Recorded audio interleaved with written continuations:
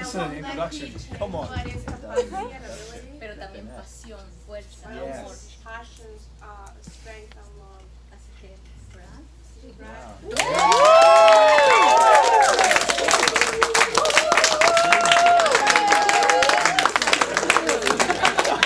That's a great introduction. Let's go, Brady. I'm just going to sit down after that introduction. Yeah. That's good. These sessions are really interesting because it's a mock school that we're really presenting, right? And yet there's the other side that actually it's not. It's the real deal. You're right. And it's a fascinating sort of dichotomy to be in. And so I just love the flow of what our school is doing. You know, his presence, identity, his presence. Wow, Denise. Yeah. That was unreal. I want to see you preach. Seriously. Healthy identity, connection, and empowering others. And empowering others, I know this is meant to be a taste and see, brand new about our schools if you know nothing, but we did a taste and see just a couple of weeks ago of a couple of elements of empower others. But I want to draw on that. I want to draw on that a little bit.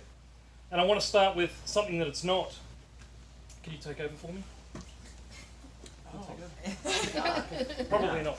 That's it. Silly exercise. Empowering others is not throwing someone in the deep end and go, you run for it, I'm absolved of all So good,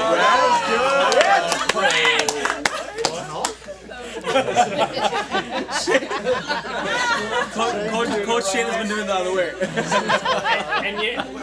and yet there's an element of where it is. Because if you really want to empower others, you've got to let go. You've got to let go of the strength. Come on, man.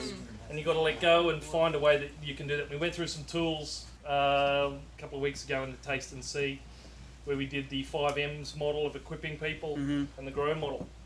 But I just want to ask a question of you. If I was to mention an organisational chart, we call them org charts in Australia, org chart, do you know what they are? Yeah. What do they look like? Hierarchy. Well, it's like a tree. Pyramid. I have to use whiteboard.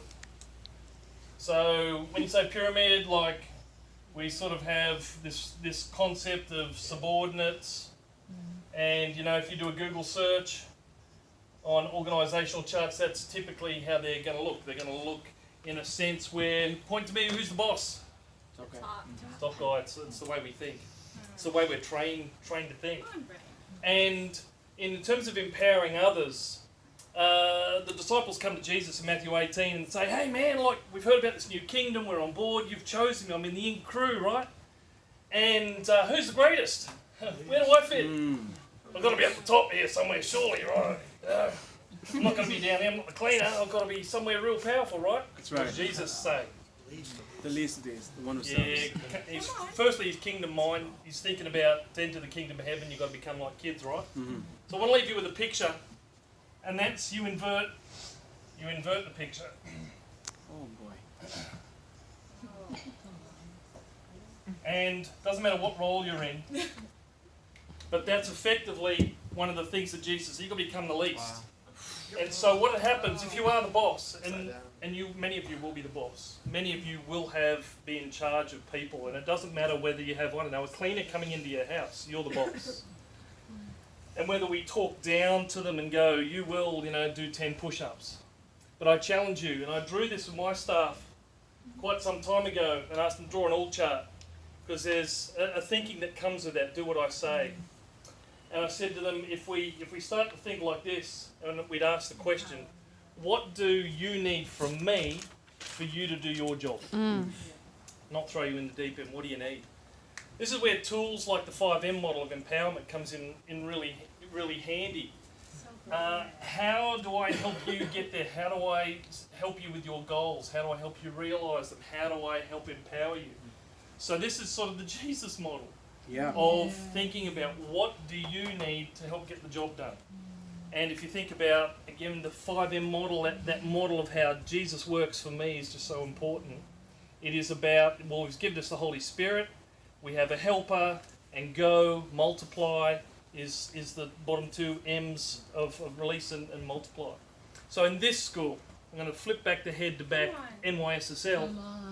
This school is, this element of it, as we grow in our maturity of leadership, is about empowering others. It is trying to now equip you with some tools and thinking and practical pictures of how do you go and have a conversation and how do you behave in certain ways to help actually do that and grow people and grow the kingdom. That is a subset in a couple of minutes of what our school Leading to Empower Others looks like. So then the next element is how do you do this as a lifestyle? What's the next process of doing this as a kingdom mindset in a leadership school? Jesse. Let's go, Jesse.